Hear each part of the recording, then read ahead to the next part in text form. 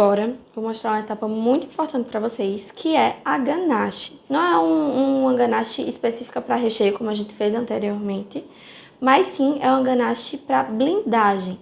A gente precisa, em algumas situações, utilizar esse recurso, né? Que eu gosto de brincar que é tipo o concreto da construção, que nada é mais resistente do que a ganache. Pronto, é a mesma coisa.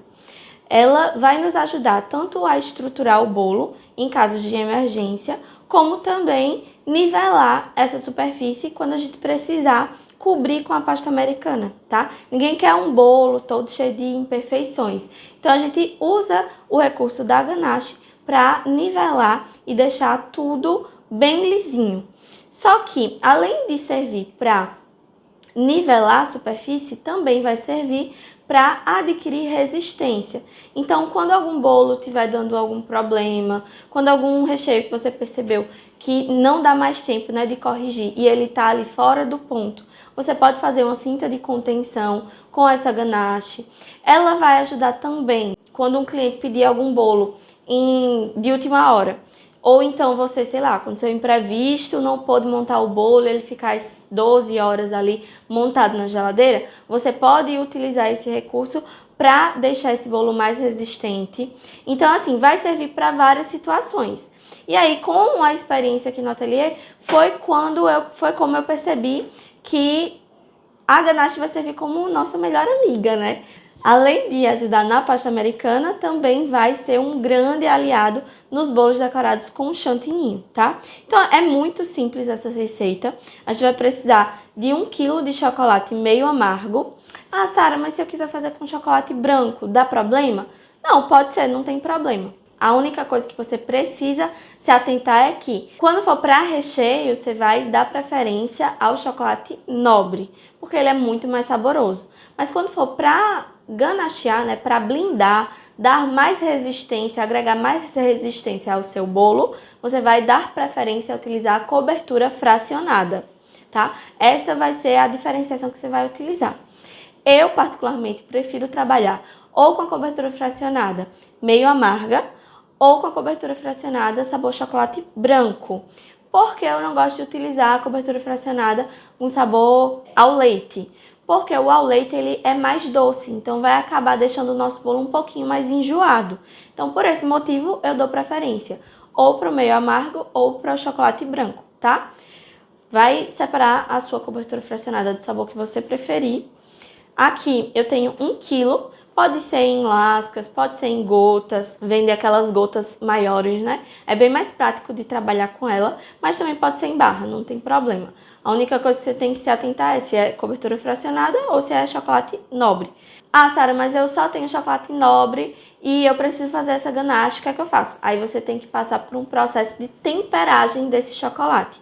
Só que é um processo um pouco mais trabalhoso, que a gente não vai se ater tanto nesse momento, porque a cobertura fracionada, ela vai satisfazer as nossas necessidades perfeitamente, tá? Então, eu vou colocar 1 kg de chocolate meio amargo, cobertura fracionada, para derreter de 30 em 30 segundos no micro-ondas. Cuidado para não queimar. Uma vez que o chocolate for queimado, não tem mais jeito, é descartar, infelizmente. Então, por isso que você vai colocar de 30 em 30 segundos, porque dependendo vai variar de micro-ondas para micro-ondas, né? Tem micro-ondas que é mais potente que o outro, assim como acontece com o forno, quando você vai assar um bolo, sabe? Pronto. Então, eu vou colocar de 30 em 30 segundos e só depois de derretido é que eu vou agregar a água nesse chocolate.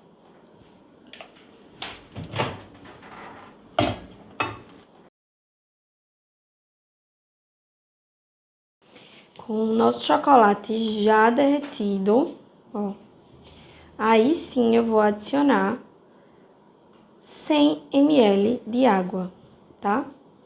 Por que que eu não vou adicionar água junto do chocolate no micro-ondas? Porque pode ser que esse chocolate venha a talhar, principalmente quando se trata de chocolate branco. O chocolate branco você vai derreter quando ele estiver todo fluido, todo derretido. Aí sim é que você vai adicionar água em temperatura ambiente, para a gente não acabar fazendo esse chocolate talhar. E nesse processo, quando ele talha, acaba atrapalhando o resultado final, né? Acaba atrapalhando toda a parte de ganachear, todo o processo, não fica com um resultado tão legal. Então, eu vou colocar aqui 100 ml de água. Pronto. E é só partir para o abraço, é só misturar até ele ficar todo homogêneo.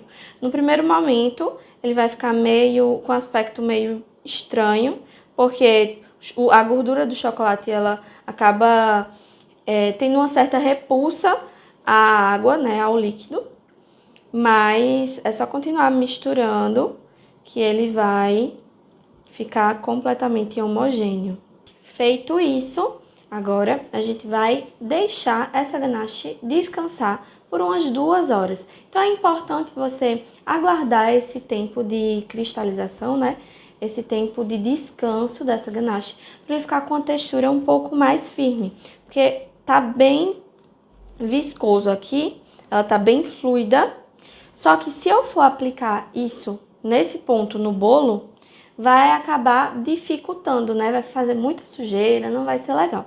Então, aguarda umas 2 horinhas. Se você quiser levar para a geladeira, de 5 em 5 minutos, dá uma mexidinha, que aí vai adiantar esse processo, tá? Até ele ficar mais grossinho, ficar mais pastoso. Quando ficar uma pasta mesmo, bem resistente, bem firmezinho, né? Que você pegar aqui e ele não cair com tanta facilidade, não escorregar com tanta facilidade, aí sim é que vai estar no ponto de utilizar.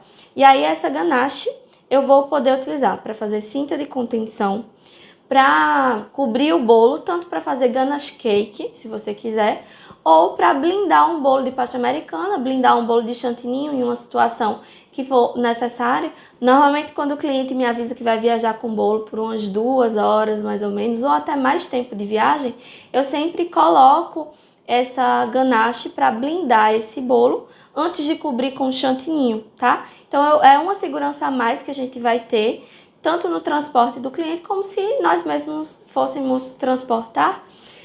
Seria uma dor de cabeça a menos, né? Uma coisa a menos para se preocupar, porque o bolo realmente estaria muito resistente.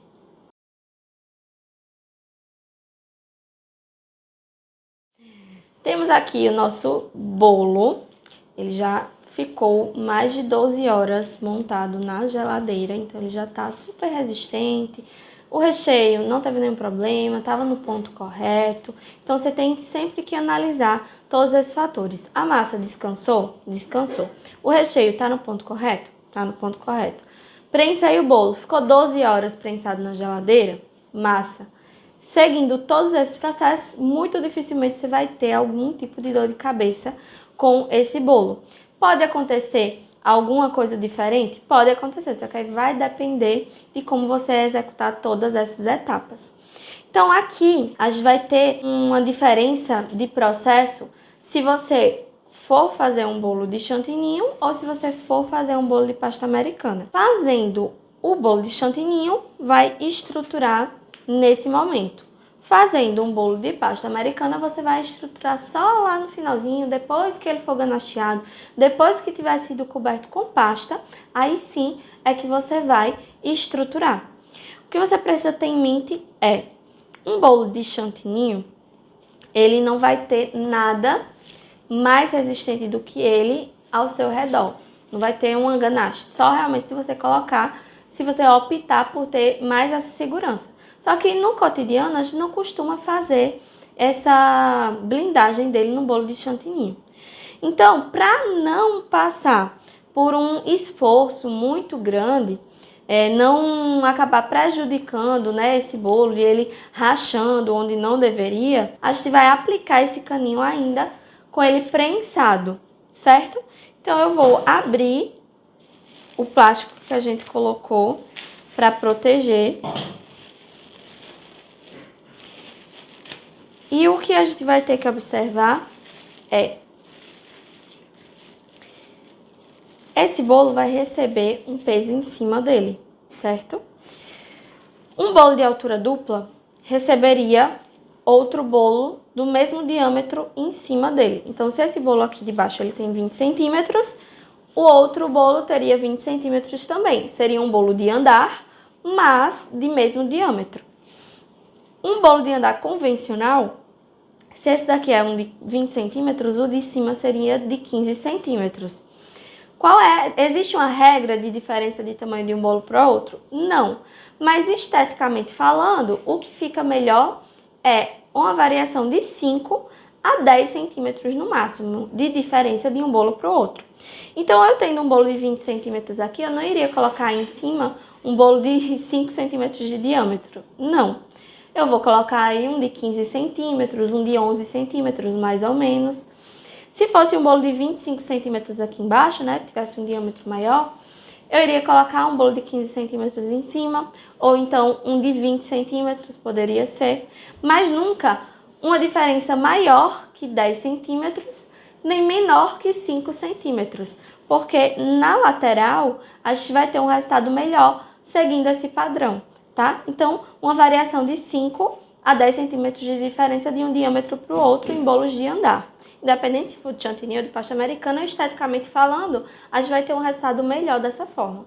A não ser que seja um bolo de altura dupla. Aí sim, você vai colocar bolos de mesmo diâmetro um em cima do outro. A estrutura é a mesma. A diferença é que quando você for decorar, você já vai decorar com um bolo sobreposto, né?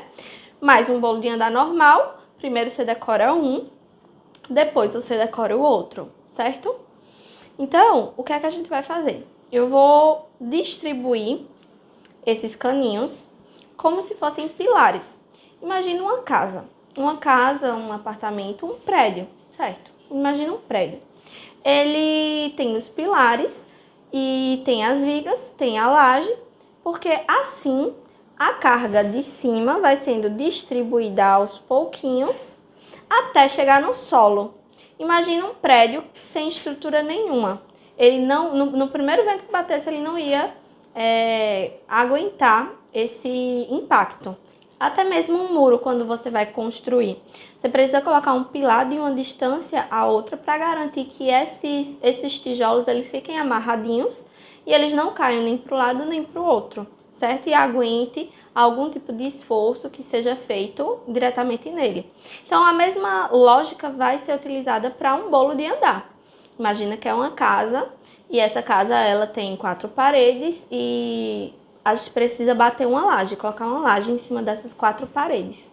Se eu colocar essa laje em cima dessas paredes sem nenhum tipo de estrutura, essas paredes não vão aguentar. Elas vão ter algum tipo de problema. Ela pode cair, ela pode rachar, ela pode sofrer vários tipos de patologias. A mesma coisa vai acontecer em um bolo. Ele vai ter algum tipo de patologia. Ele pode rachar, ele pode desmoronar, pode acontecer N coisas. Assim como aconteceria se você regasse demais o bolo, ele iria acabar drenando. Então, por esse motivo, a gente também tem que ter um cuidado nessa parte da quantidade de água que a gente vai colocar, tá? Então, o que é que eu vou fazer? Se vai ser um bolo de 15 centímetros em cima desse bolo de 20 centímetros, eu vou analisar no perímetro em que o bolo vai ficar em cima e vou distribuir os caninhos. Ah, Sara, tem quantidade específica de canos que eu preciso colocar? Não. Não existe uma regra da quantidade de caninhos que você vai colocar, distribuir nesse bolo para estruturar, mas a gente tem que usar de bom senso. Imagina só, eu aqui com um bolo de 30 centímetros de diâmetro, 40 centímetros de diâmetro, um bolo bem maior do que esse, e eu colocar só 4 caninhos para estruturar todo o peso que ele vai receber na parte de cima. Não vai suportar, não vai aguentar. Então, ele vai acabar não distribuindo essa carga perfeitamente para a base e vai acabar sofrendo algum tipo de problema. Então, sempre que você for estruturar um bolo de andar, você precisa associar aqui.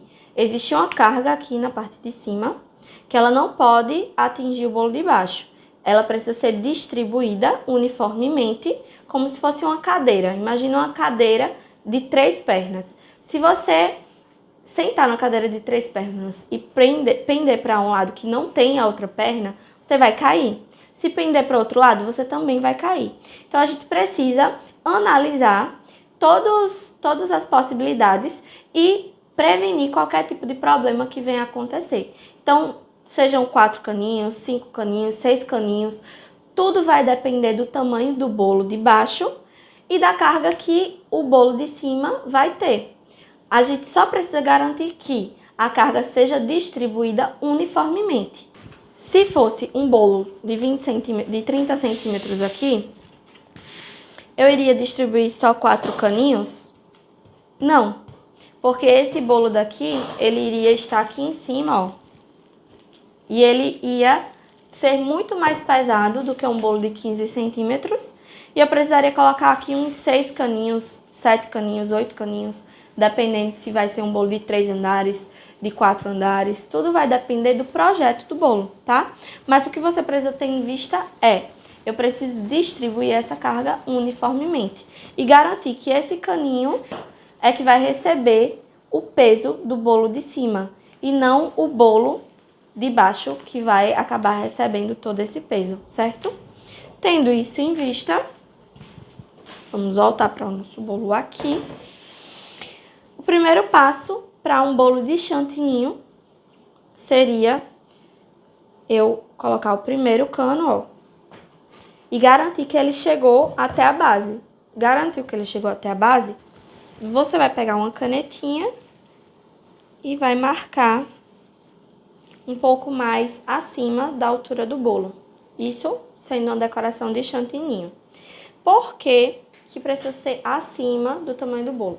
Porque quando você colocar o bolo de cima, se ele estiver completamente rente com o bolo de baixo, essa cobertura, esse creme, seja chantininho, seja chantilly, normal, chantifeste, buttercream, independente do tipo de cobertura, desde que ela seja um creme. Se você não deixar esse espacinho de meio centímetro, mais ou menos, de diferença do caninho para o bolo, quando você colocar o bolo de cima, vai acabar espalhando essa cobertura e vai ficar um detalhe não tão bonito, tá? Então, por isso que você tem que deixar ele um pouquinho acima da altura do bolo, realmente. Sara, tem uma regra de como eu escolho o primeiro cano para colocar? Não tem uma regra, mas normalmente eu prefiro, em situações do bolo não estar nivelado completamente na parte de cima, você pode vir com a faquinha e nivelar. Às vezes acontece, né, do bolo ficar um pouquinho mais tronchinho de um lado, um pouquinho mais tronchinho do outro. Você vem com a faca e nivela, tá? Se ainda assim ficar alguma diferença, você escolhe colocar o caninho no lado mais alto. Porque aí quando você for cortar os outros canos, todos vão ficar nivelados da maior altura. E aí o lado que tiver mais baixo a gente só complementa com um chantininho, com outro tipo de cobertura, sem problema, certo? Então, depois que eu fizer essa primeira marcação, eu vou tirar, ó, girando esse caninho, porque se eu puxar de vez, eu vou acabar danificando, eu posso danificar esse bolo e a gente não quer danificar ele. Então, eu venho aqui, ó, venho girando e vou cortar os outros 3 caninhos, porque para esse tamanho de bolo eu só preciso de 4, certo? Imagine que são 4 pilares. Se fossem mais, aí você ia cortar todos da mesma altura, porque você já tirou a referência nesse primeiro que você aplicou. Já com todos os caninhos cortados no tamanho que eu preciso, aí sim é que a gente vai colocar no bolo. Lembre sempre de conferir, tá? Se ele realmente está do mesmo tamanho. Porque pode ser que você corte, não confira, fique um mais alto que o outro e na hora que você sobrepor um bolo no outro, ele vai ficar em falso. Aí não vai adiantar nada, não vai distribuir perfeitamente a carga de um para o outro. Então, sempre confira se eles estão do mesmo tamanho.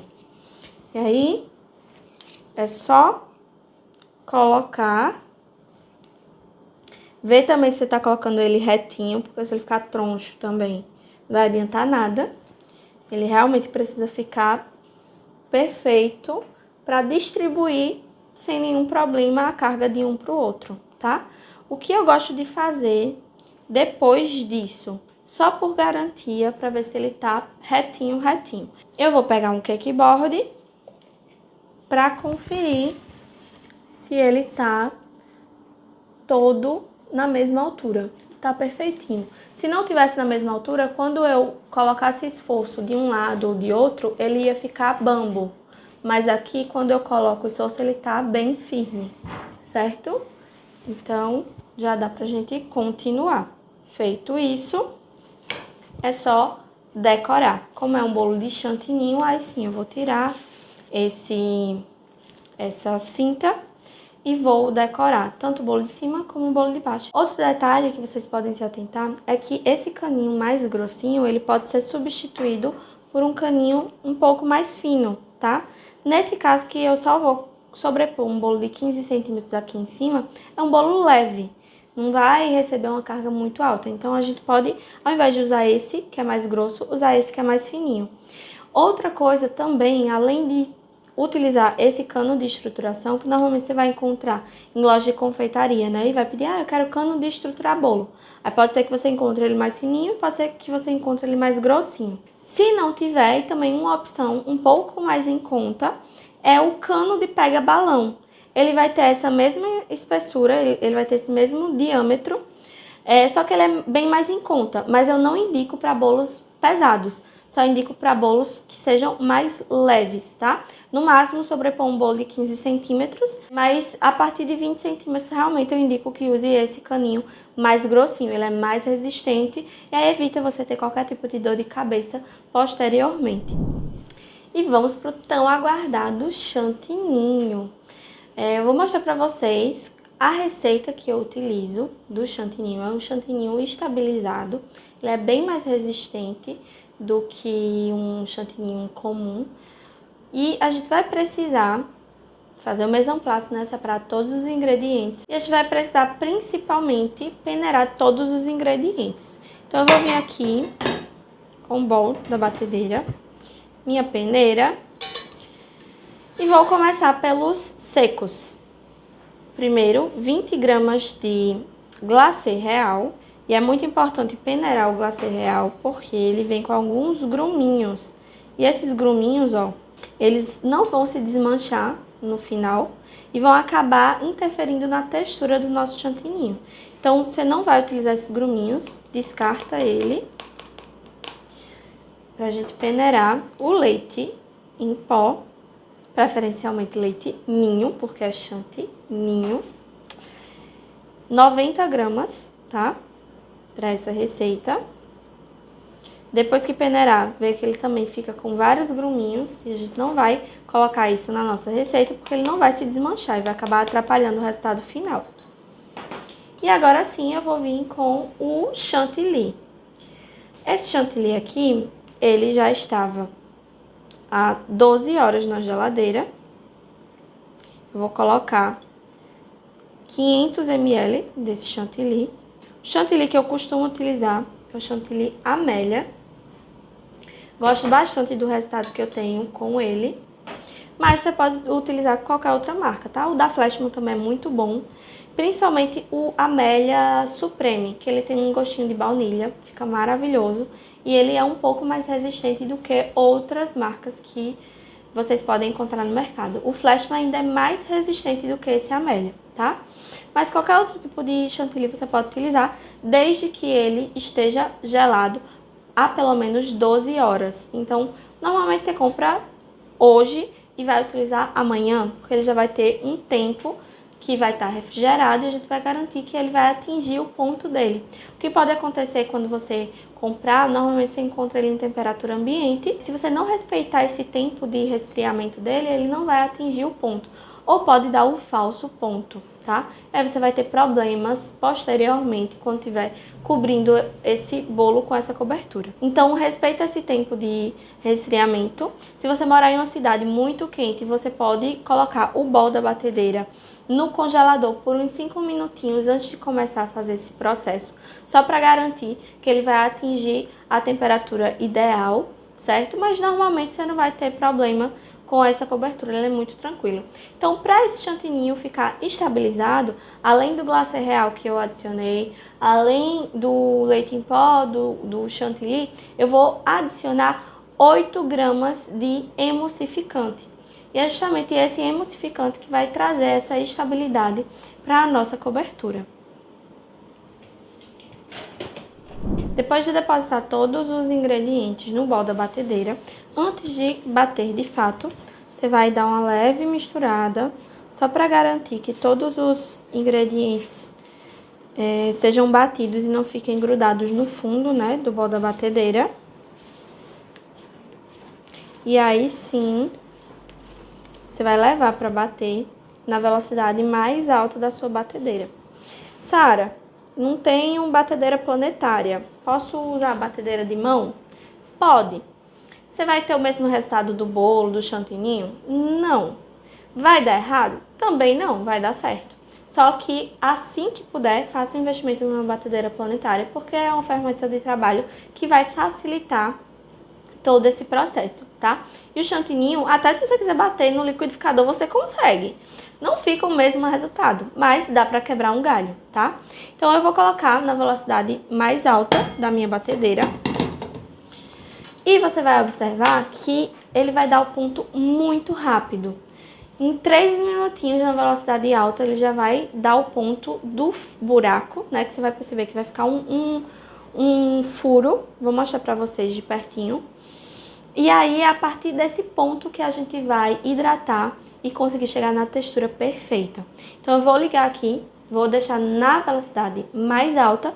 E aí, lembra, sempre que estiver batendo, no meio desse processo, você vai desligar a batedeira, vai raspar lateral e fundo e vai voltar a bater para ele terminar de atingir o ponto.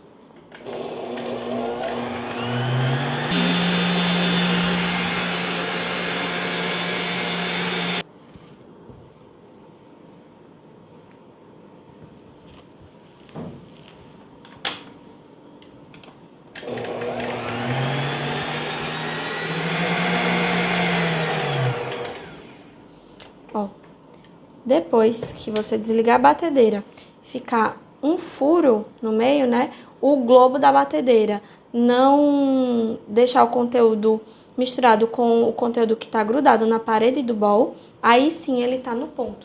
Vai perceber que ele vai ficar super poroso, mas ele já atingiu o ponto. É a partir desse ponto é que a gente vai hidratar ele. Uma coisa que acontecia muito comigo era precisar decorar o bolo várias horas antes de entregar para o cliente. Quando eu utilizava o chantininho, ele acabava desidratando na geladeira. E aí o que acontece quando ele desidrata? Ele racha. Não sei se já aconteceu com você, mas comigo acontecia muito. E aí, para evitar essas rachaduras, né, de desidratação, tem um pulo do gato. É só você adicionar 10% de gel de brilho de acordo com a quantidade de chantilly que você bateu. Então, vamos lá.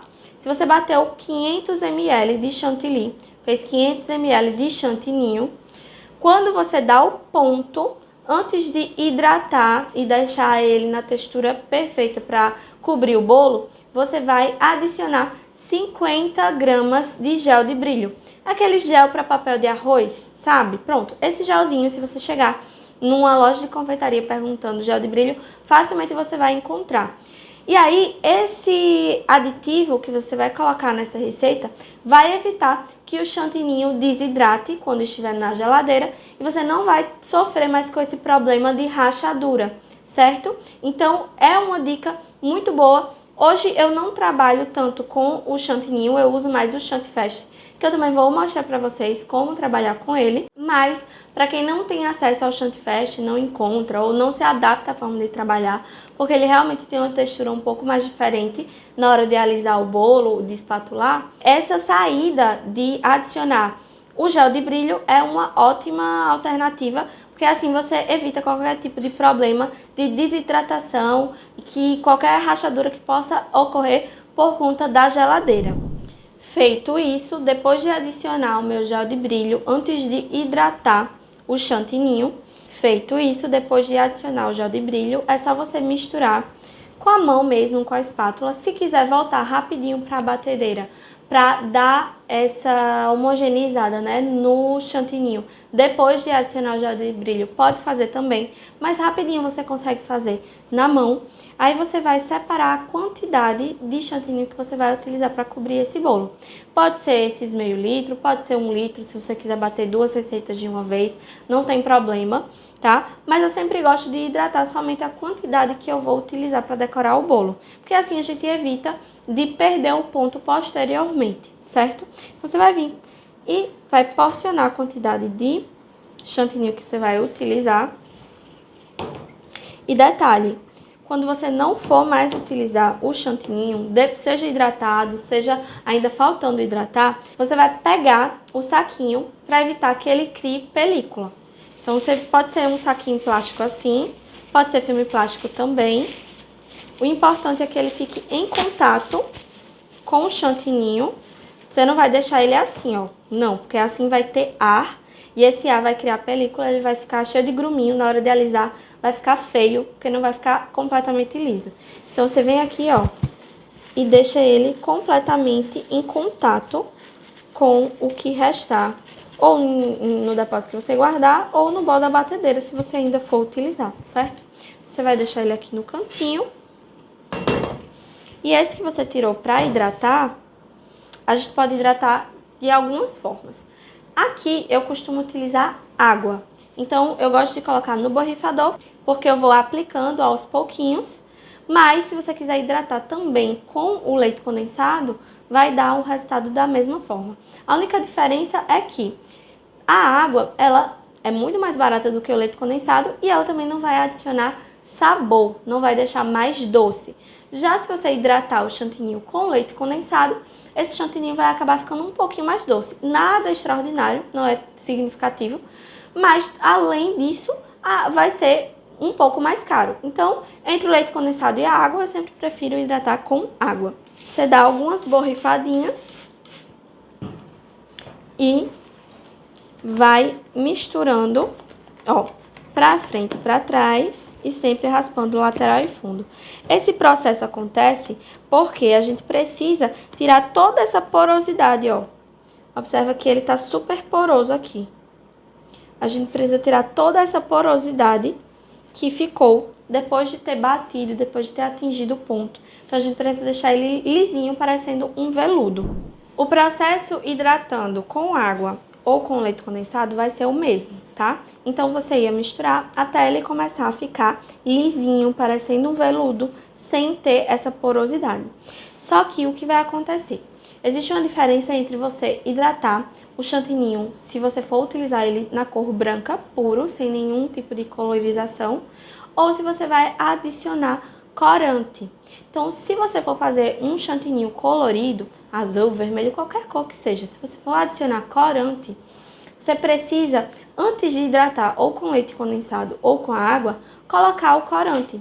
Porque muitas vezes esse corante já vai agir como um fator hidratante, tá? Então, quando você faz o chantininho colorido, a maioria das vezes você não vai precisar nem adicionar água, nem adicionar leite condensado ou qualquer outro tipo de coisa, pode ser até creme de leite, tem gente que costuma hidratar com creme de leite também, mas você não vai precisar colocar nada, porque o próprio corante, como ele é em gel, ele já vai dar esse efeito, né? Já vai tirar essa porosidade que ficou quando a gente deixou no ponto dele, tá?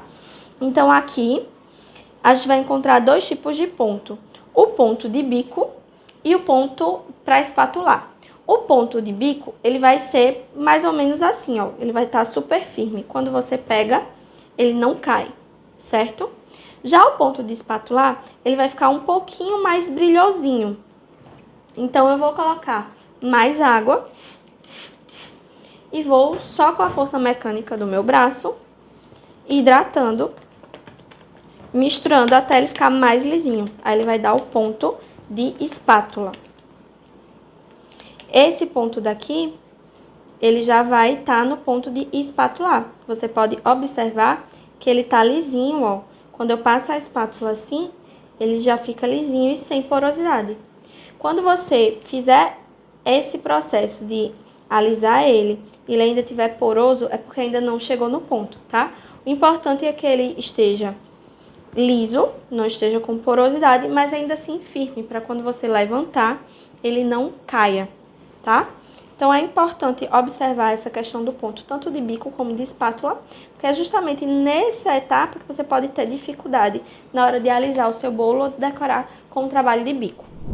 Agora, a parte de colorir, lembrando que para colorir, você não vai hidratar com água inicialmente, você só vai adicionar água depois que ele já estiver colorido e ainda estiver poroso, aí sim, você adicionou água ou leite condensado para hidratar, tá? Mas, tendo em vista que ele aqui está super poroso ainda e eu vou utilizar para fazer algum detalhe ou então vou decorar o bolo todinho com um chantilly vermelho, você já deve ter tido problema com atingir a cor do vermelho, né? Aquele vermelho bem forte, bem ativo. Normalmente, eu pelo menos quando comecei, ao invés de chegar no vermelho, eu chegava no rosa. Era tipo um goiaba, uma cor meio indefinida, mas não era uma cor vibrante.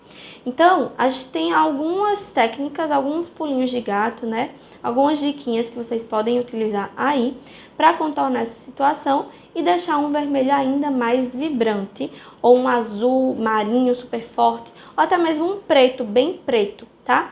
O que a gente precisa ter em vista é o círculo cromático, né? Quais são as cores primárias, quais são as cores secundárias, qual cor misturando com qual cor que vai se transformar numa terceira cor.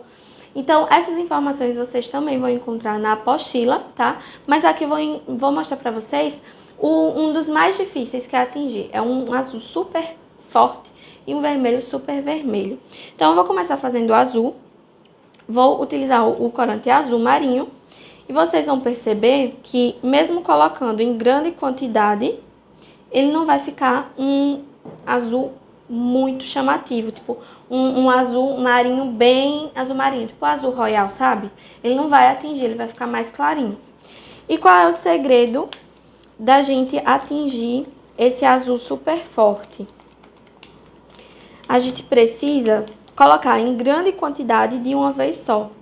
Porque o que vai acontecer se eu colocar em pouca quantidade? Ele não vai atingir a cor que eu preciso. E eu vou colocando mais, vai acabar amargando essa cobertura. E quando ela amarga, não tem mais volta. Então, vocês só precisam tomar esse cuidado de colocar em grande quantidade de uma vez só, porque assim você vai esperar o tempo de oxidação desse corante. E quando ele oxidar, aí sim você vai adicionar mais corante se for necessário. Tipo, eu coloquei corante nesse e coloquei corante nesse. Só que nesse daqui eu coloquei em grande quantidade de uma vez só. E nesse daqui eu coloquei pouquinho. Só que o que normalmente um confeiteiro que não entende sobre colorização vai fazer? Ele vai colocar mais sem respeitar o tempo de oxidar. Então aqui, qual é o processo correto a seguir? Vou esperar uns 5 minutinhos. Pode ser ele aqui em cima da bancada ou levando ele para a geladeira. Aguardo esses 5 minutos e depois desses 5 minutos é que, se for necessário, eu vou adicionar mais corante. Porque assim ele vai oxidar e eu vou ver qual é o potencial máximo de cor que ele vai atingir. Então, se eu colocar mais corante aqui, ele pode até amargar, porque vai ter acúmulo de corante sem respeitar o tempo dele colorir, certo? Então, mesmo eu colocando muito de uma vez só, ele já atingiu a cor que eu gostaria que atingisse, é um azul royal. Mas eu quero que ele fique mais escuro ainda, eu quero que ele se transforme em um azul marinho. Então, eu vou vir com um vermelho. Esse vermelho daqui é uma dica que eu tenho pra vocês. Eu só uso ele aqui no ateliê. Por quê? Porque ele é um vermelho extra forte. Então, sempre que você quiser um vermelho bem vermelho, a marca que normalmente eu utilizo é da Iceberg, mas pode ser que você não encontre aí. Mesmo que seja de outra marca, utilize um vermelho extra forte, porque assim você vai atingir um vermelho com maior facilidade e não vai ficar aquela corzinha indefinida, tá? Então eu vou colocar uma gotinha de vermelho aqui nesse azul, porque eu quero transformar ele em um azul marinho. Então, de azul royal eu quero transformar ele no azul marinho, e com o vermelho ele vai mudar de cor. Ó, você vê que ele já ficou mais fechado, tá vendo? Então, o vermelho, ele tem esse poder de escurecer as outras cores, Mesmo que fosse um marrom, mesmo que fosse um preto, eu iria adicionar uma gotinha de vermelho, porque assim ele escurece. Deu para perceber que de royal ele já se transformou no azul marinho. Ah, mas eu quero um azul ainda mais azul. Aí você pode colocar uma gotinha de marrom, colocar mais um pouquinho do azul e assim ele já vai escurecer. Então você precisa ter em vista, saber quais misturas vão se transformar em quais e sempre que você precisar de uma cor muito escura, é só você adicionar ou vermelho ou marrom para escurecer. Olha a diferença desse azul para esse azul. O mesmo corante, só que com algumas misturas, ele se transformou em um azul marinho. E aqui tá ele puro, né? Eu não coloquei nem vermelho, nem marrom. Mas aqui, se eu quisesse transformar, era só eu colocar um pouquinho de vermelho, um pouquinho de marrom e mais azul. Lembra sempre de respeitar o tempo de oxidação dele, porque uma vez que você não respeita, ele vai amargar. E o segredo de colorir sem amargar é respeitar o tempo de oxidação. Ó, aqui eu só preciso colocar um pouquinho mais de azul, mas perceba que ele já escureceu bastante. Então eu venho cá e coloco mais azul. Por que eu tô colocando mais azul? Porque eu preciso deixar ele parecido com essa tonalidade. E aqui era só respeitar o tempo de oxidação dele, porque assim ele iria atingir a cor que eu preciso, tá? Então, ó, facilmente com misturinhas eles já vão ficando super parecidos. Outro tipo de cobertura, que é o que eu mais utilizo aqui no ateliê atualmente, é o Chantifest. Ele vai vir num saquinho assim, ó. Ele, normalmente você vai encontrar ele congelado, tá? Ele já tá descongelado aqui, porque eu transportei da loja até o meu ateliê. E aí ele já perdeu a temperatura. E ele tem várias propriedades, né? Além de não precisar adicionar nenhum tipo de produto, nenhum tipo de ingrediente além dele para bater e dar o ponto. Quando você comprar, você vai encontrar ele congelado. Então, quando chegar no seu ateliê, na sua casa, ele já vai estar assim, mais molinho. E aí, nesse momento, você não vai poder congelar ele novamente, tá? Uma vez descongelado, ele não pode ser congelado novamente, certo? Então, quando chegar na sua casa, no seu ateliê, você vai guardar ele na geladeira, porque ele já vai ter descongelado, você não vai guardar no congelador. E aí você vai bater ele. Normalmente eu costumo bater de meio em meio litro, porque é menos conteúdo na batedeira e você consegue atingir o ponto com mais facilidade do que colocando para bater 1 litro de uma vez, tá?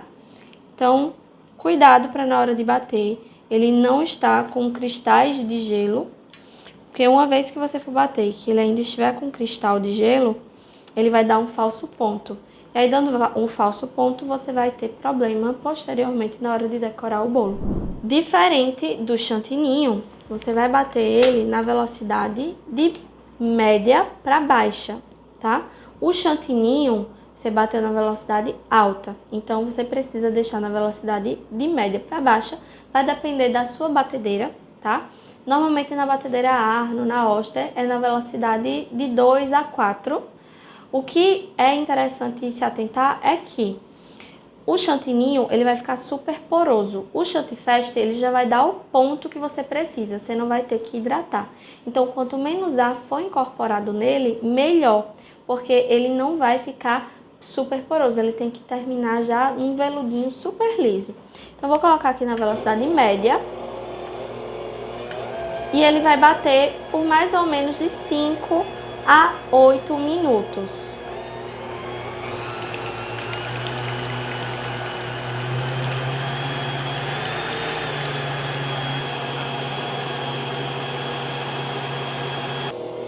Então, você vai perceber que ele vai estar num ponto mole. Assim que começar a bater, ele vai dobrar de volume e ele vai ficar molinho. Quando ele estiver molinho assim, não vai estar no ponto certo. Vai estar um falso ponto ainda, tá? Então, você continua com ela batendo, até ele começar a formar uns gruminhos. Quando ele começar a formar uns gruminhos na lateral do bol da batedeira, vai ficar o desenho do globo. E aí, nesse desenho do globo, quando você começar a observar, porque já tá no ponto. Aí, o que é que você vai fazer? Vai desligar a batedeira e vai sentir o peso dessa cobertura. Então, você vai perceber que no comecinho, quando você vai mexer, ele vai estar bem levinho. Agora, ele já vai estar mais pesadinho. E quando você levanta, não vai cair, ó. Ele tá aqui paradinho. Outro ponto que você pode observar é na hora que desligar a batedeira, que levantar, o globo ele vai ficar com um biquinho. Você vai desligar, ó. E ele vai ficar com esse biquinho. Esse biquinho daqui, se ele envergar, não tá no ponto. Se ele ficar em pé, é porque ele já tá no ponto, tá? Mas ainda assim, não se atente só nesse ponto de suspiro, digamos assim. Não se atente só ao ponto do bico. Se atente também ao peso quando você mexe com a espátula. Vá sentindo. Você vai sentir que quando ele começa a incorporar, ele vai estar leve. Quando ele estiver nesse ponto, fazendo o gruminho na lateral do globo da batedeira, quando ele está batendo, aí sim ele vai estar no ponto, ele vai estar mais pesadinho. E é com esse pezinho ele mais resistente, porque o chantifeste ele é bem leve, comparado ao chantininho. Você vai perceber essa diferença de um para o outro. Quando ele já estiver mais resistente, aí sim ele está no ponto para você trabalhar. A parte de colorir é a mesma, a parte de aplicar é o mesmo, a única diferença vai ser o peso de um para o outro e a forma de bater e atingir o ponto de um para o outro, né? Enquanto o chantininho, ele vai ser super rápido, 3 minutinhos na velocidade alta, vai sair super poroso, você vai ter que hidratar. Já o chantifeste, ele vai sair no ponto perfeito, ele vai demorar mais a atingir o ponto, mas você não tem que adicionar nenhum outro ingrediente e não precisa se preocupar porque ele não transfere cor, ele não racha, não vai desidratar na geladeira, então você não precisa adicionar o gel de brilho. Então já vai ser uma cobertura que vai sair pronta. E aí, para vocês verem como ele sai com a textura perfeita, é só você passar a espátula e ver, ó, que ele já sai lisinho, sem nenhuma porosidade. Coisa que com o chantininho a gente teve que hidratar muito, né? Colocar água ou leite condensado para ele chegar nesse ponto. Já o chantifeste, ele sai pronto para utilizar. Então, mãos à massa. Chegou a hora da gente decorar o nosso bolo. E eu vou utilizar o chantifeste. Mas a técnica de decoração, tanto para o chantininho como para o chantifeste, é a mesma, tá? Você vai ter a sua manga ou saco de confeitar em mãos. Vai colocar a cobertura. E lembra que na hora de montar, a gente tomou todo um cuidado para preencher o recheio em toda a superfície que o bolo ia ficar em contato com o cake board. Pronto. Ali já foi um primeiro cuidado que a gente tomou para evitar ter algum tipo de problema com bolhas que possam surgir. Só que agora, quanto mais uniforme for essa cobertura, essa pré-cobertura que você vai fazer, melhor, porque aí você vai evitar de ter problemas lá na frente na hora de nivelar esse bolo, certo? Então, você vai vir aqui, coloca aqui para esse lado, você vai vir aqui e vai pressionar a manga contra o bolo e vai girando a bailarina. Veja, minha mão está parada, quem está fazendo todo o movimento é a bailarina. Eu estou depositando esse conteúdo no bolo. Quanto mais uniforme for essa pré-cobertura, menos dor de cabeça você vai ter lá na frente. Então, se ficar alguma imperfeiçãozinha aqui, não tem problema, a gente evita. Mas já já a gente conserta antes mesmo de alisar esse bolo. Quando vai chegando nessa parte de cima, nesse momento, é o momento que a gente vai fazer o primeiro resquíciozinho de quina. Então, é importante você subir com esse chantininho até a bordinha. E aí, assim que chega na borda, você faz passando mais uma volta, ó. Aqui já começou a criar a quina. Como é um bolo de andar, eu não vou precisar preencher esse centro, tá? Se fosse um bolo normal, seria preencher ele perfeitamente e alisar. No próximo bolo, vocês vão ver como é que vai ficar. Mas aqui, como eu vou ter que juntar um bolo no outro, então eu não preciso preencher toda essa parte. Eu vou deixar ele sem cobertura para depois eu colocar uma ganache ou um brigadeiro e fazer a junção de um bolo com o outro.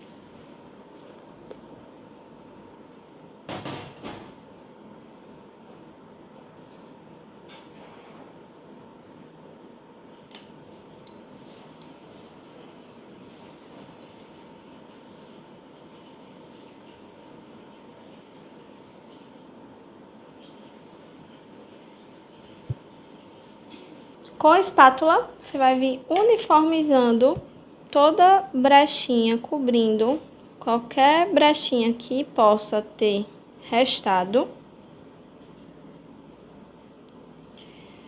E aí, só então, a gente vai vir com a espátula para alisar. Ó, nesse primeiro momento, eu estou alisando o topo e eu chamo esse processo de expulsar as laterais, certo?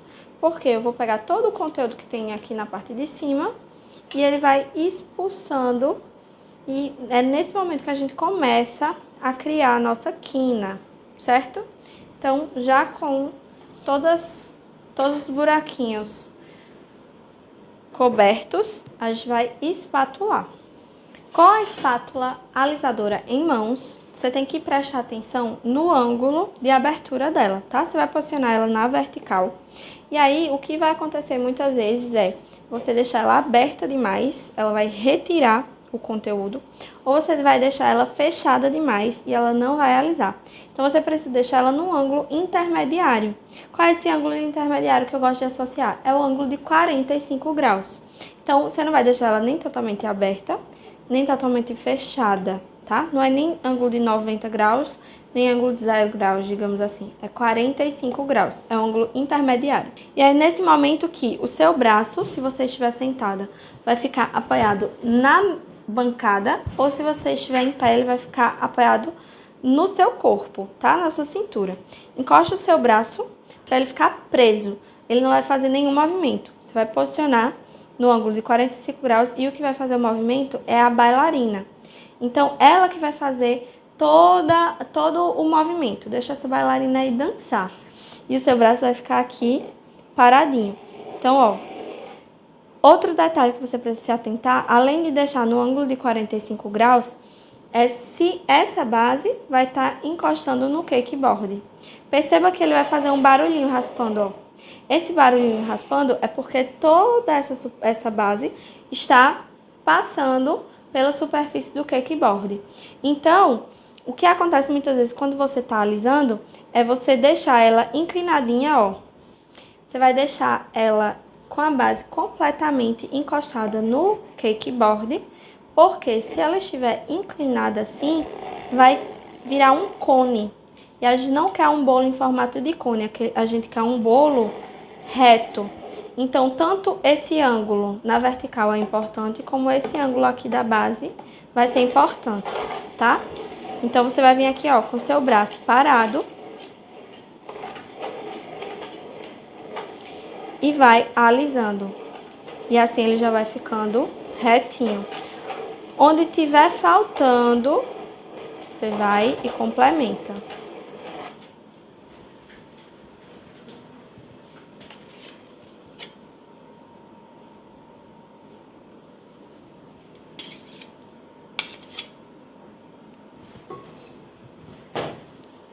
Você vai alisar.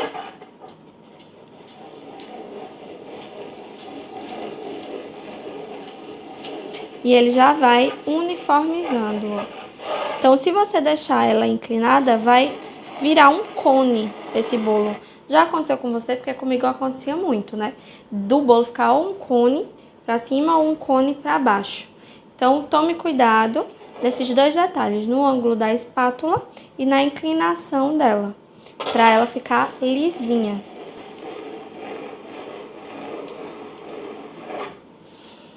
Com o bolo todo uniforme, todo liso na lateral, aí sim é que a gente vai se preocupar com essa quina, tá? Então, eu vou tirar o excesso de conteúdo da espátula E lembre-se, a espátula ela vai alisar, ela não é para retirar, então vai sair pouquíssimo conteúdo nela, tá? Nessa etapa, a gente vai fazer a quina. Como é que eu vou fazer a quina? Lembra o ângulo de 45 graus da espátula alisadora? Com essa espátula aqui, seja aquela triangular ou essa com bico mais arredondado, independente, você vai pegar a espátula que você se adaptar melhor, tá? Com essa espátula, você vai deixar ela também no ângulo de 45 graus. Se você passar com ela reta, não vai ter o resultado que a gente precisa. E se você passar com ela totalmente inclinada, também não vai ter o resultado que a gente precisa. Então, você vai deixar ela no ângulo de 45 graus. É um ângulo intermediário, tá? Então, você vai passar, ó, suavemente e vai tirar o excesso que tem na espátula. Sempre com a espátula muito limpa. E aí você vem novamente e tira esse excesso. Limpa a espátula. Limpa no paninho, porque se ficar resquício de conteúdo na espátula que você está tirando esse excesso de quina, ao invés de cortar, ele vai arrastar. E a gente não quer arrastar, porque se arrastar vai formar uma barriga. Vai ficar feio. A gente quer que essa quina fique bem retinha, tá? Então, você vai vir aqui e vai cortar. Aí, o que vai acontecer? Se o seu chantininho ou o seu chantifeste ficar um pouco poroso ainda, você pode vir com o borrifador, borrifar água nele, tá? E passar essa espátula novamente. Assim, ele vai ficar lisinho, porque a água vai deslizar sobre a cobertura. O que pode acontecer também, de você precisar borrifar água aqui nessa espátula, que vai estar em contato com o bolo. E assim você também vai alisar ela e vai ficar bem lisinho, não vai ter porosidade nenhuma. São essas duas situações em que, se você borrifar, você vai ter um resultado melhor ainda do que você já teve. Então, tira o excesso, borrifa a água. E esse pulinho do gato, né, ajuda em muitas situações. Isso serve tanto para o chantininho como para o chantifeste. Então, ó, borrifei água e ele vai deslizar e vai deixar bem lisinho esse bolo. O mesmo se aplica para essa parte de cima. Então, eu venho aqui, limpo a espátula, tá? Vou borrifar a água para ele deslizar. E aí, ó.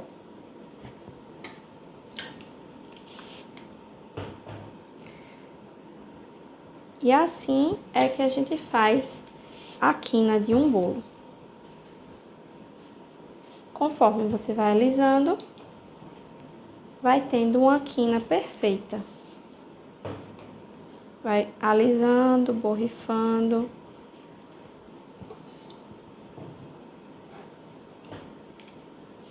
Molha e tira. E assim a gente vai tirando os excessos e consertando onde é necessário.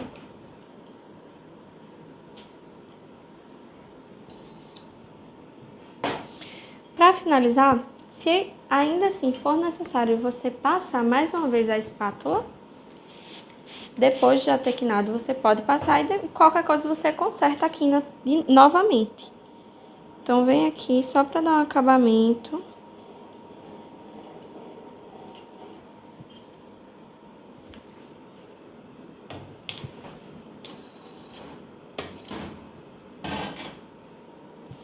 E assim, tá espatulado o nosso primeiro bolo, tá? Aqui, por que que eu não coloquei no centro? Porque eu vou colocar a ganache para fixar um bolo em cima do outro, tá? Um bolo normal que não fosse de andar, era só eu cobrir, nem precisaria ter esses caninhos.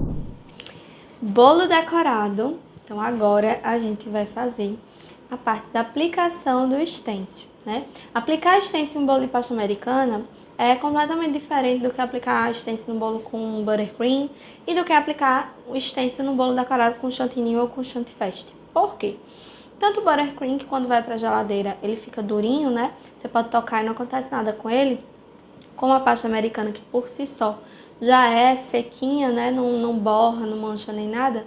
Assim como um bolo decorado com ganache também não vai ter nenhum tipo de problema quando você for aplicar stencil. Se você for aplicar stencil num bolo de chantininho e triscar, ele vai manchar, ele vai borrar, né? Então a gente precisa impermeabilizar essa superfície. Como é que a gente vai impermeabilizar essa superfície? Com algum tipo de pó. Então esse pó pode ser o leite em pó, pode ser glitter, pode ser pó aveludado, desde que quando você tocar, ele não manche, ó. Agora, se eu tocar, ele mancha. Quando eu impermeabilizar, ele não vai manchar. Eu vou tocar e o meu dedo vai sair limpinho. Para isso, eu vou precisar de uma bombinha pulverizadora. Essa bombinha pulverizadora, ela vem com uma haste aqui. E essa haste, ela vai servir quando tiver algum líquido nesse potinho aqui. Só que como é um pó, eu tiro essa haste e aí eu vou usar essa bombinha de ponta cabeça, tá? Então eu venho aqui e vou aplicar esse leite em pó, pode ser glitter ou pode ser pó aveludado.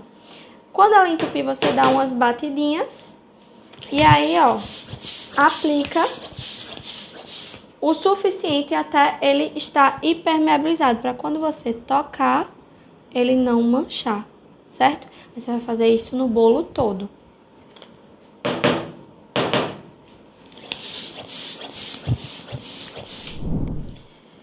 Bolo já impermeabilizado, ó, se você tocar, ele não vai manchar, certo? Para garantir que não vai manchar em nenhuma parte do bolo, você faz a maior parte que você conseguir. Vai fazendo esse testezinho drive antes de aplicar o stencil. Se ainda assim ele grudar, você leva para a geladeira uns 5 minutinhos, só para ele ficar mais geladinho, mais durinho, que aí você já vai resolver esse problema. O importante é você impermeabilizar com algum tipo de pó. Seja leite em pó, seja glitter, seja pó aveludado. E quando você colocar o dedo, ele não borrar. Por quê? Quando a gente colocar o stencil, se ele não tiver impermeabilizado, ele vai grudar e vai sair todo manchadinho, tá? Então, eu já estou aqui com o meu Chantifest colorido, nosso azul marinho, que a gente fez. E agora eu vou aplicar o stencil no bolo. Agora, é só aplicar o stencil e aí ele vai ficar solto, né? Só que a gente vai prender ele no meio. Depois você prende em uma lateral. Depois você prende em outra lateral. Aí ele tá fixo, ó. Depois que ele tá fixo, aí fica muito mais fácil de você vir aqui e aplicar onde tá faltando. Porque se você prender só de um lado, o outro lado vai ficar solto. Aí você vai ter dificuldade, ele vai acabar saindo do lugar e borrando. E às vezes borra, mas é tranquilo, não tem problema nenhum, não ficou feio, né? Mas às vezes ele borra muito e fica muito feio. Aí você vai ter que tirar tudo e refazer. Então por isso que eu gosto de prender no meio. Depois eu prendo de um lado, depois eu prendo do outro. E aí você vem aplicando onde falta.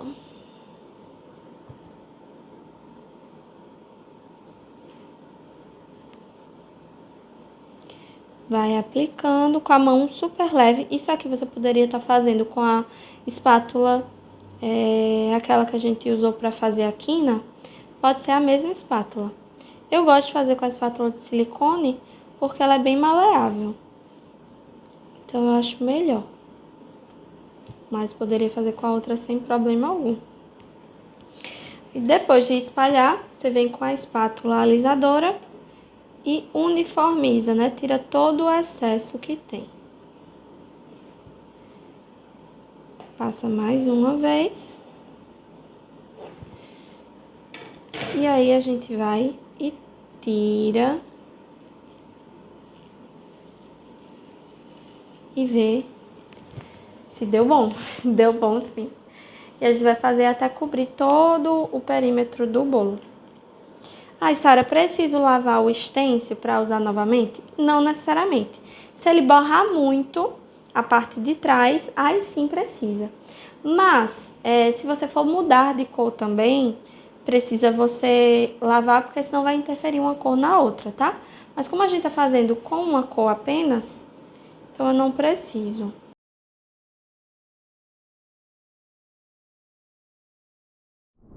Hora de decorar o bolo que vai ficar em cima. Esse é o bolo de 15 centímetros, por isso que ele foi montado em um cake board do mesmo diâmetro dele, porque a gente vai sobrepor, quando ele estiver todo prontinho, a gente vai sobrepor ele no bolo de 20 centímetros, tá? Esse vai ser o bolo que vai ficar em cima. Então, da mesma forma que a gente decorou o outro, eu vou pressionar a manga contra o bolo, para não ficar nenhum resquício de ar entre o bolo e a cobertura. E aí eu vou subir preenchendo o máximo que eu conseguir, sempre apertando a manga. E vou subindo até chegar na quina. Porque quando chegar na quina, eu vou já deixar ele com uma sobra, uma rebarbinha para ajudar a gente no processo de quinar. Quando chegar aqui, eu já faço a bordinha pra quina. E aí sim, eu vou preencher todo esse espaço que está sem cobertura ainda, para começar a alisar esse bolo.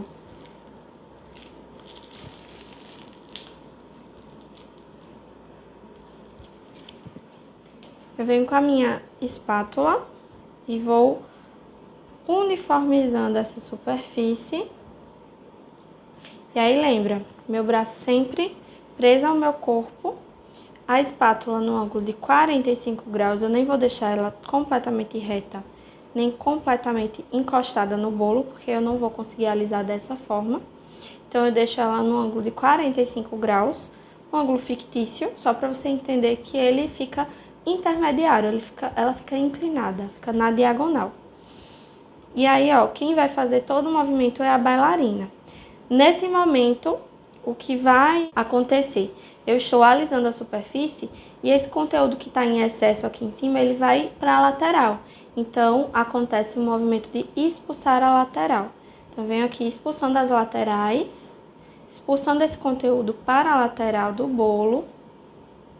Ó, no ângulo de 45 graus com a espátula parada, certo? Quem tá fazendo todo o movimento é a bailarina. E aí sim, eu vou alisar e cobrir todo o buraquinho que ainda restou. E agora sim eu vou alisar. Venho com a espátula alisadora, lembra do ângulo de 45 graus também, nem vai ficar completamente aberta, nem completamente fechada, vai ficar no intermediário, tá? Braço preso ao seu corpo, sua mão não vai vir assim, você não vai vir arrastando, quem vai fazer todo o movimento é a bailarina. Então, enquanto uma mão segura a espátula estática, parada, a outra vai ficar com esse movimento aqui na bailarina. Então, para alisar bolo, você precisa ter essa coordenação motora de estar com uma mão parada e a outra sempre movimentando a bailarina, mas sem fazer interrupções, sem pausas, porque quando você faz esse tipo de pausa, o bolo vai ficar todo marcadinho. Então, você vem aqui, ó. Lembrando que se você estiver sentada, você vai apoiar o seu braço na mesa, na bancada. E é até interessante para quem está começando ficar com os olhos na altura do bolo. Então, você consegue identificar mais facilmente se o bolo está ficando liso ou não, se ele está ficando em formato de cone, por conta da angulação da parte de baixo da espátula. Então, se essa base não estiver completamente triscando na bailarina ou no cake board, esse bolo vai ficar com cone. E também, se você estiver com ela inclinada nessa posição, ele vai ficar um cone invertido. Então, cuidado nessa questão da angulação da espátula. E aí, ó, com o bolo na altura dos seus olhos, se você tiver com dificuldade de identificar se ele tá ficando alinhado ou não, você vem espatulando. E aí, onde estiver faltando conteúdo, é só ir repondo, tá? Eu vou repor aqui.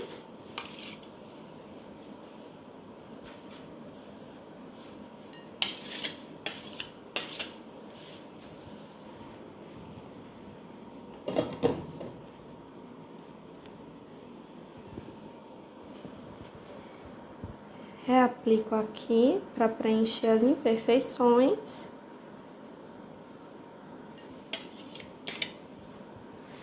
E aí, antes de alisar, eu venho aqui, tiro esse excesso da quina.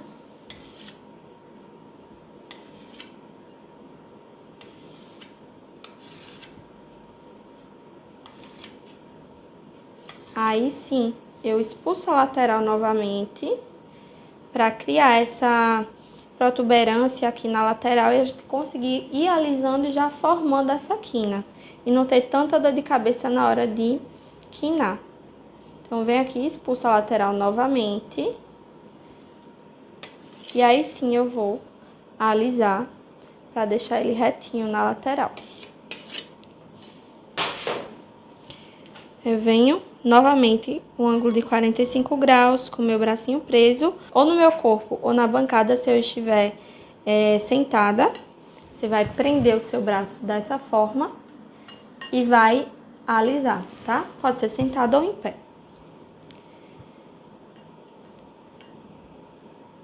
Cuidado quando você estiver alisando o bolo, para a espátula estar encostando perfeitamente no bolo. Às vezes você tem medo de encostar e acaba pegando mais na parte de baixo, pegando mais na parte de cima, e assim você não consegue um bolo reto.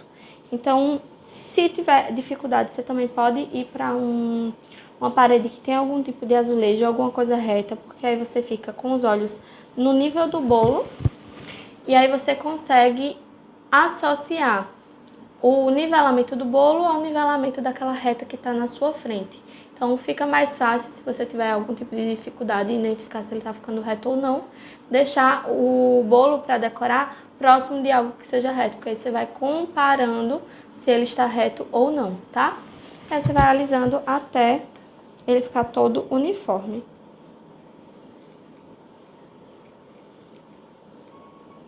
Se tiver com dificuldade de deixar ele completamente liso, se ficou ainda um pouco poroso, você pode borrifar um pouco de água na espátula.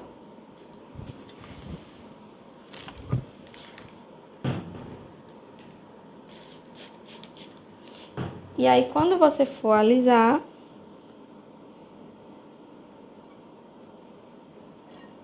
ele fica mais lisinho ainda.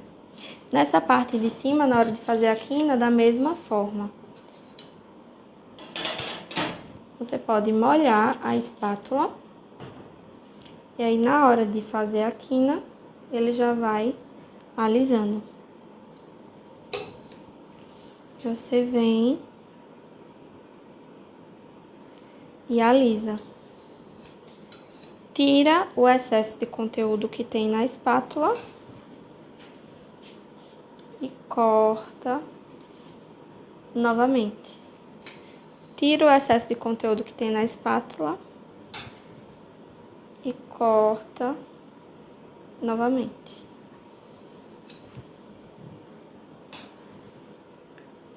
E vai limpando sempre a espátula, porque se ficar residuo na espátula, ele não vai alisar, ele vai arrastar. E aí vai acabar ficando uma quina arredondada. E não é o que a gente quer uma quina bem fininha. E aí, se você estiver quinando e não tá deixando lisinho, borrifa água e passa novamente.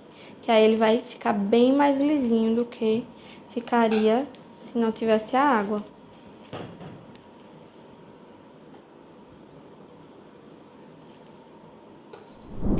Então, vamos aplicar o stencil, só que dessa vez vai ser de uma forma desconstruída. Da primeira vez a gente fez ele certinho, todo bonitinho, todo uniforme. Só que dessa vez eu quero fazer algo mais moderno, né? Pra compor, fazer um mix de textura nesse resultado final que vai ser esse bolo de andar, tá? Então, da mesma forma que foi aplicado anteriormente, eu vou prender o stencil em algum ponto, só que eu não vou precisar prender ele todo. Vou prender em pontos estratégicos, em uma ponta e em outra. Porque eu vou aplicar de maneira desconstruída. Eu não vou precisar colocar nele todo. Eu venho aqui, aplico onde eu acho que vai ser legal. E aí, vou fazer um mix de cores, compor com rosa e azul. Então, eu vou aplicando.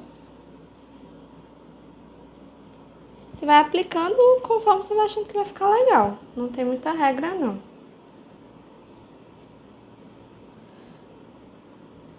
Como a gente está aplicando ele de forma desconstruída, não vai precisar passar a espátula para uniformizar, tá? Porque ele já vai estar certinho.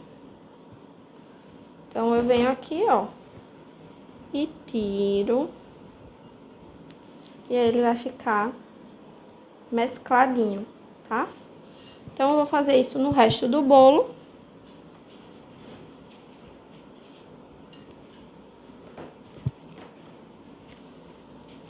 E só para não misturar, né, as cores e acabar ficando com cor diferente, a gente só aplica as mesmas cores nos mesmos lugares, tá? Senão eu teria que lavar o stencil, ia ser um outro processo. Aí você tenta passar onde já tinha passado antes, para ficar a mesma cor e não acabar misturando tanto. Misturar um pouquinho é inevitável, mas a gente evita fazer aquela bagunça de cores, né? Porque o azul misturado com rosa vai acabar virando um lilás. Então, a gente passa o rosa no rosa e o azul no azul. E aí, você tira. Olha como vai ficando legal. Vou colocar mais uma vez.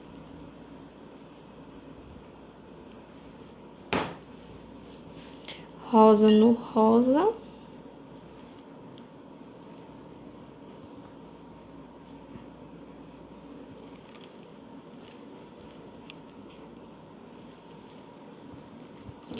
E o azul no azul.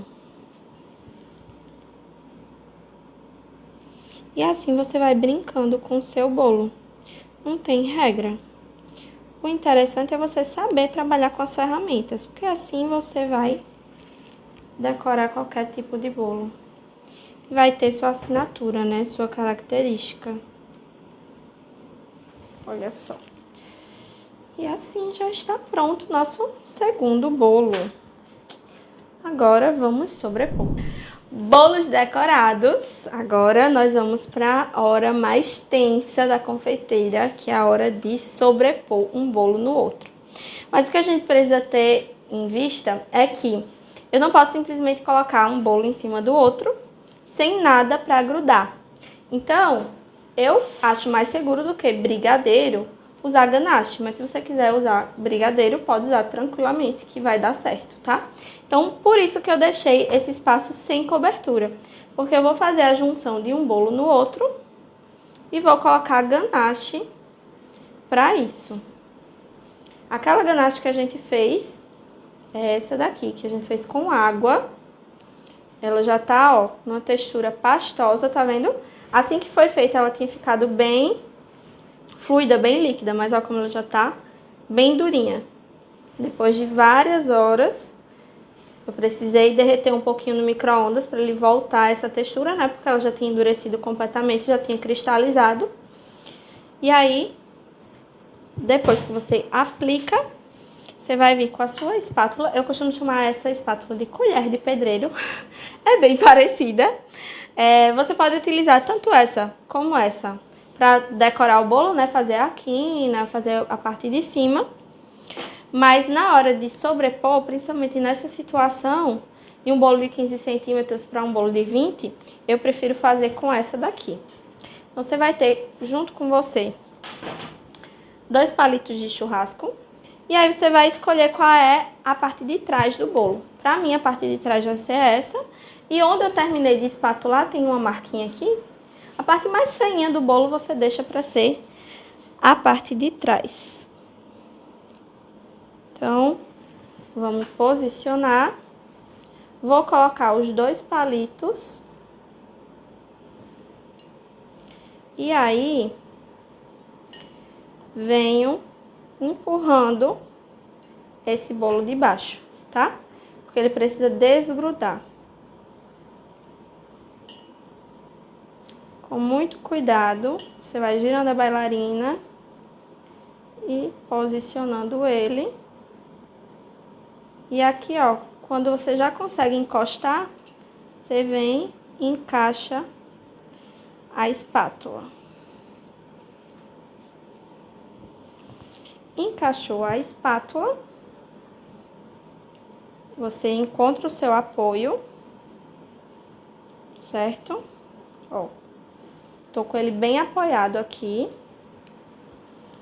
E agora eu vou segurar.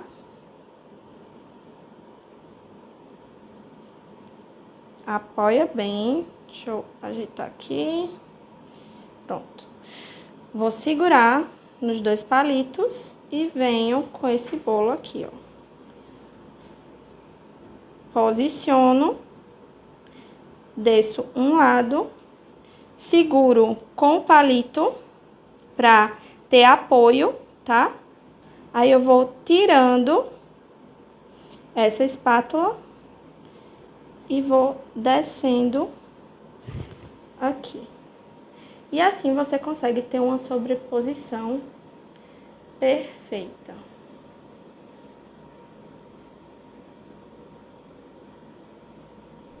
Depois dele sobreposto, você vem com a espátula só para corrigir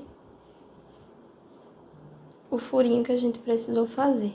Outra coisa que pode ser feita também é, depois de sobrepor, antes de consertar a imperfeição, você vai tentar encontrar o furinho do cake board